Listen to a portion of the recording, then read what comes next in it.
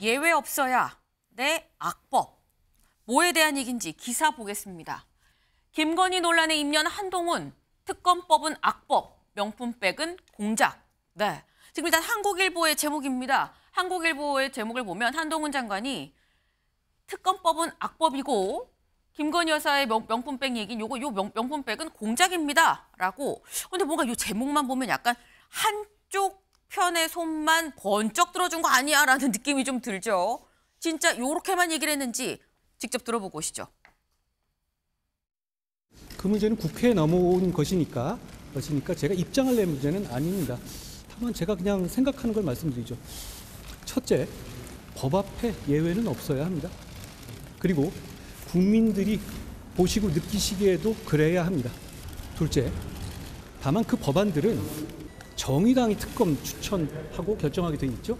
그리고 수사 상황을 생중계하게 되어 있는 독소조항까지 들어있죠. 다음 총선에서 민주당이 원하는 선전선동을 하기 좋게 시점을 특정해서 만들어진 악법입니다.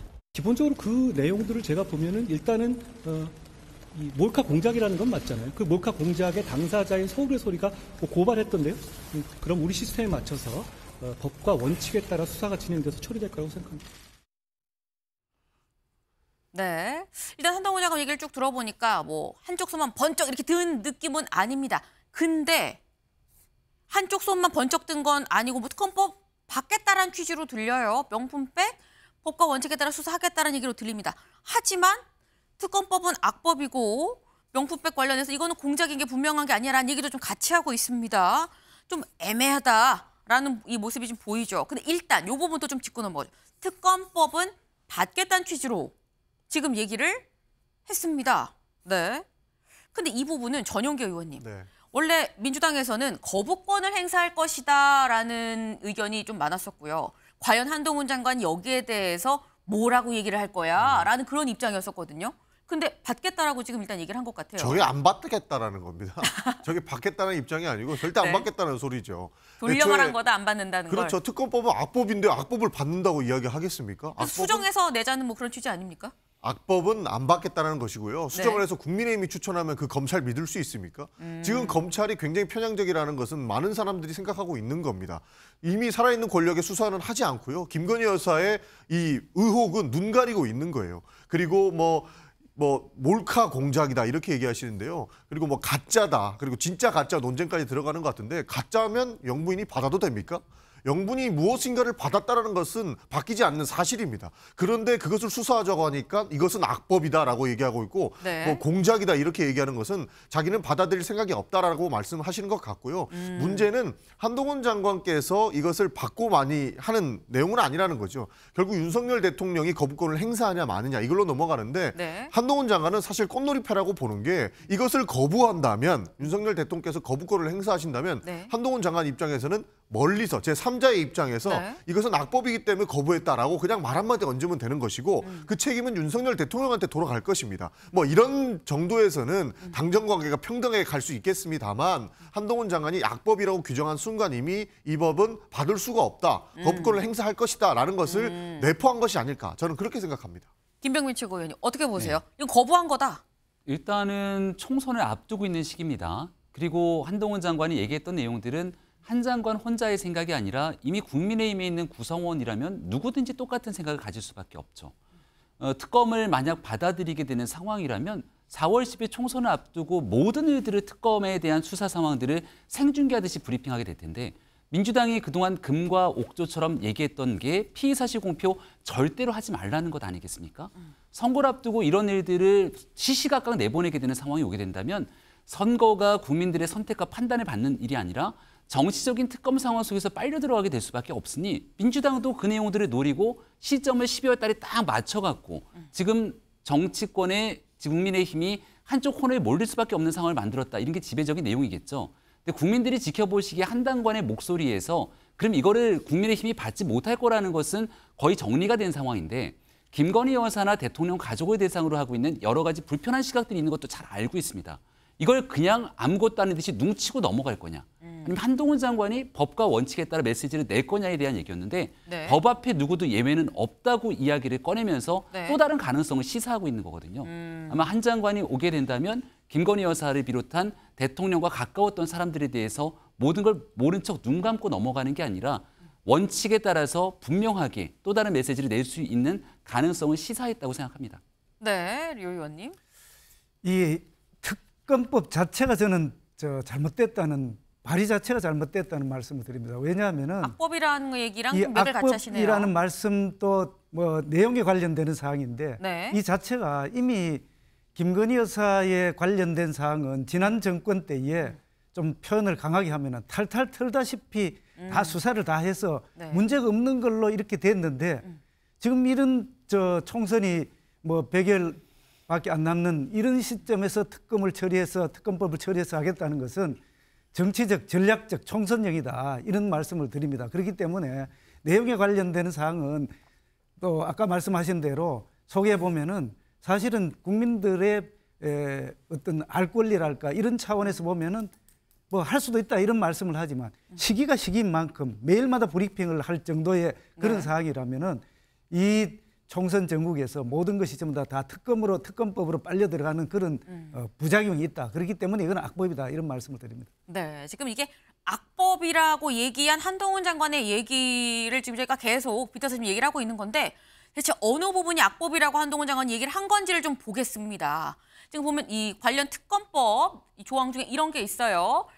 이 3조에 여당은 특검 후보를 추천할 수 그러니까 요 얘기를 했었죠. 여당은 특검 후보 추천 못한다. 야당만 뭐 후보를 낼 수 있다라고 이 얘기를 했었는데 이게 뭐냐면 특검 후보 2명 추천할 수 있고 이게 민주당과 정의당이 각각 1명씩 이 후보를 낼 수 있습니다. 그리고 이 중에서 1명을 대통령이 특검으로 임명을 할 수 있다라는 게 지금 특검법의 내용이에요. 그러니까 한동훈 장관은 야당만 후보를 추천하는 게 어딨냐라고 얘기를 지금 하고 있는 거고요. 12조를 보면 여기에서 국민의 알 권리 보장을 위해 피의 사실 외에 수사 과정에 관한 언론 브리핑을 실시할 수 있다.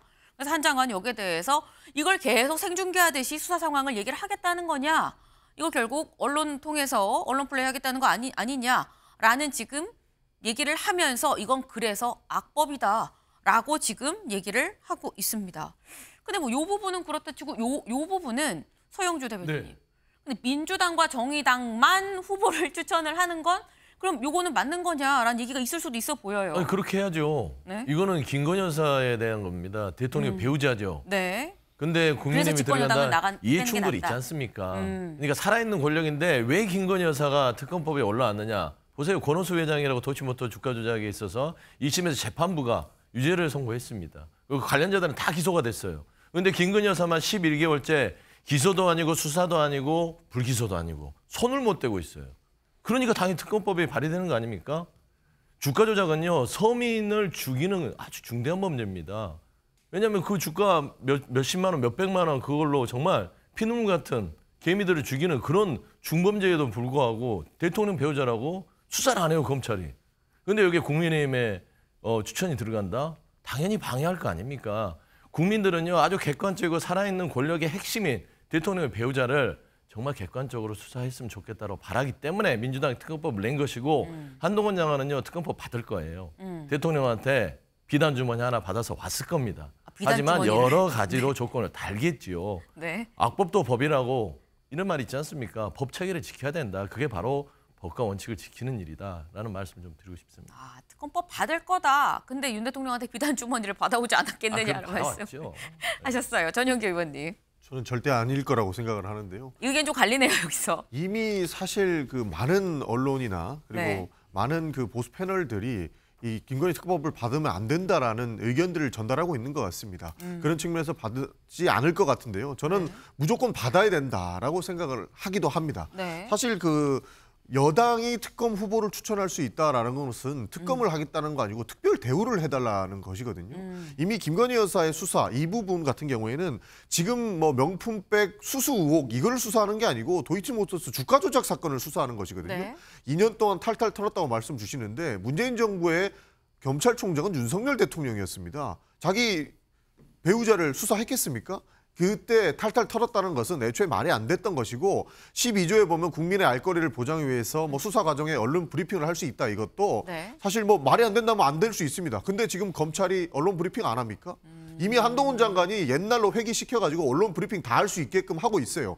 그리고 민주당과 관련된 수사는 이미 확정범처럼 이야기를 하고 있다는 겁니다. 이것은 그 김건희 여사와 관련돼서는 눈 가리고 이것을 명분으로 삼아서 거부하려고 하는 그 의미가 전 내포되어 있다라고 볼 수밖에 없는 상황까지 왔다라는 겁니다. 저는 네. 대통령께서 거부권 행사하면 정말로 책임을 크게 지셔야 될 일이 올 것이다. 저는 그렇게 보고 있습니다. 네, 지금 이거를 받냐 안 받냐에 대해서 민주당 쪽에서도 약간 의견이 갈리셨어요. 비단 주머니를 받아왔다, 받을 것이다, 아니다, 안 받을 것이다. 이가 좀 갈렸는데 김병민 최고위원님 네. 어떻게 보십니까? 지금은 어느 것도 예단하기가 좀 어려운데요. 네. 일단 현재 민주당이 제출해 있는 김건희 여사 특별검사법에 대해서는 받을 수가 없는 상황이죠. 앞서 지금 한동훈 거는 받을 수가 장관도 없다. 악법이라고 얘기했던 상황들처럼 총선을 앞두고 이 같은 정치특검법이 진행되는 거를 받은 예가 과연 있을까요? 현실적으로 불가능한 상황들을 몰아붙이고 대통령의 거부권을 유도하면서 네. 대통령이 거부권을 행사함과 동시에 다시금 정치적인 공세를 몰아세우려는 것 아니냐라고 해석하는 것이 정당할 거라고 생각합니다. 제가 앞서서 설명드렸던 것처럼 그러면 모든 것들이 김건희 여사에 대해서만큼은 말 한마디 못하게 되는 상황으로 흘러가서야 되겠느냐라고 하는 국민적 여론이 있기 때문에 그래서 한동훈 장관이 법 앞에 예외는 없어야 된다고도 얘기를 했고 네. 지금 현재 대통령 가족에 대한 부분 속에서 어떤 제도적 보완 장치가 필요한 것인지에 대한 목소리도 나오고 있지 않습니까? 이런 일들을 하나둘씩 그동안 풀지 못했던 국민의힘이 만약 한동훈 장관이 비대위원장으로 오게 된다면 어떻게 실질적 변화를 끌어내는지가 제일 관점이라고 보고요. 그런 일들은 실제 변화가 이루어질 가능성이 높다. 저는 그렇게 생각합니다. 네, 다음 기사를 좀 이어서 볼까요? 네, 조선일보의 일면입니다. 총선 후 김건희 특검 급부상. 네, 총선이 끝나고 나면 그러니까 한동훈 장관이 비대위원장이 유력한데 그렇게 얘기를 했다고 한다면 이거 총선 끝나고 특검 가는 거 아니겠느냐라고 얘기를 했다라는 겁니다. 문제 조항을 뺀 법안은 수용할 수 있다라는 걸 시사했다. 민주당은 물론 반대하는 입장이지만 이거 수용할 수 있다라는 얘기 아니겠느냐라는 건데 요 얘기 사실 지금 요 상황에 대해서 한동훈 장관 입 밖으로 내기 전에 비슷한 얘기를 이 사람이 했습니다. 들어보고 오실까요? 김건희 여사 질문에 대한 답 그런 부분들이 사실 좀 변수가 될 수 있다 이렇게 말씀. 대단한 국익의 결단인 양 받겠다.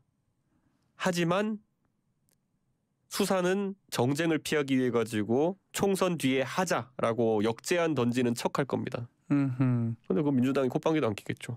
그리고 국민 여론도 그걸 보고 그래 정쟁을 피하기 위해 가지고 선거 뒤에 하자라고 나오진 않을 겁니다. 네. 예. 그렇게 따질 거면 민주당 수사도 그렇게 하자 그러지.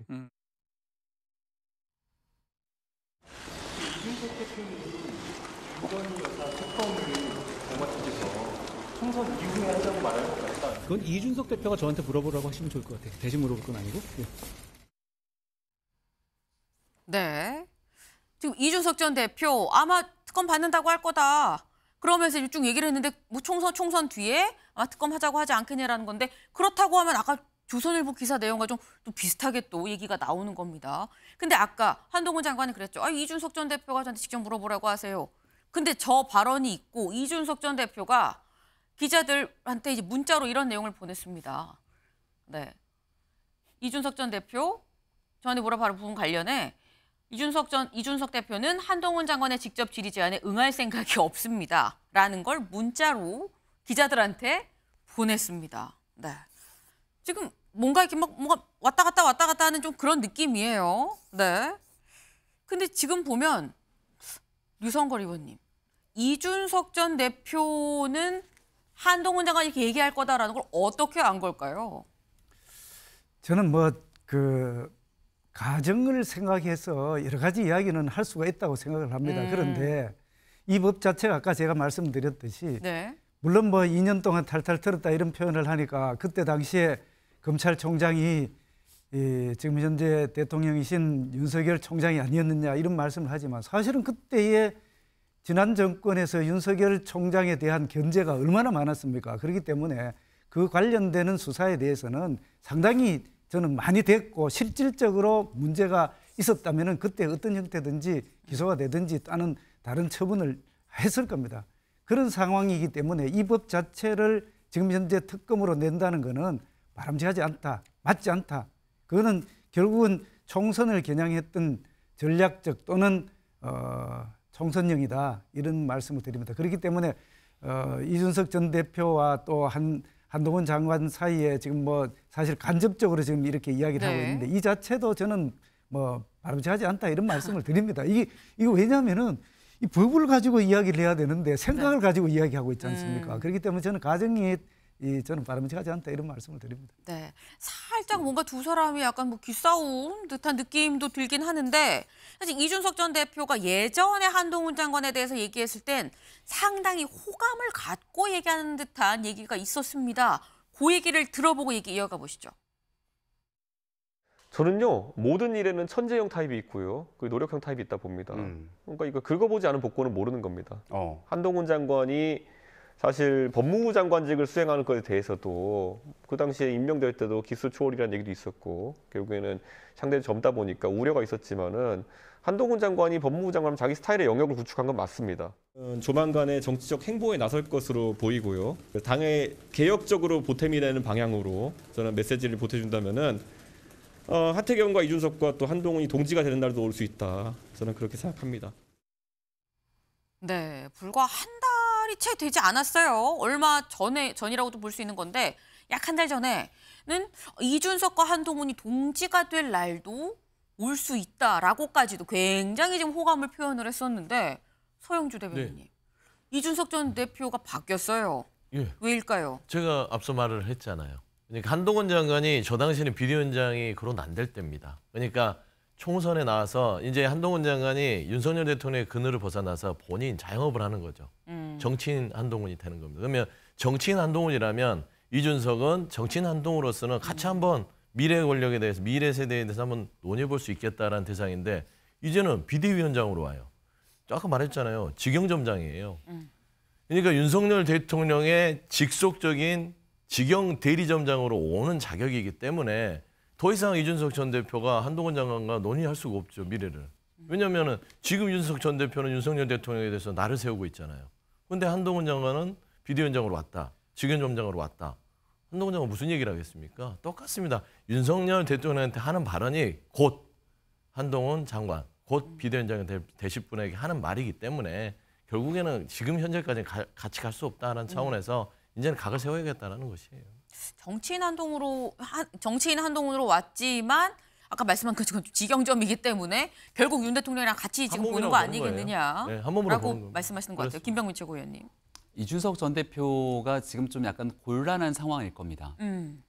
본인 신당 얘기가 싹 사라졌잖아요.